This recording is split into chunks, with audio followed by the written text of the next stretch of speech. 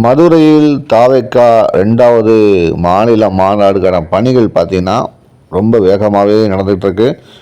ரொம்ப தத்துவமாக சில விஷயங்கள் பண்ணிகிட்ருக்காங்க. உதாரணத்துக்கு குடிநீர் பணிகளுக்காக வந்து பார்த்திங்கன்னா மிகப்பெரிய அளவில் குழி தோண்டி ஒரு தொட்டி அமைச்சு அதில் வந்து ஒரு 1,00,000 பேர் தண்ணி குடிக்கிற அளவுக்கு பிரம்மாண்டமான ஒரு குடிநீர் பைப்பையும் அவங்க அமைச்சிட்டு வராங்க.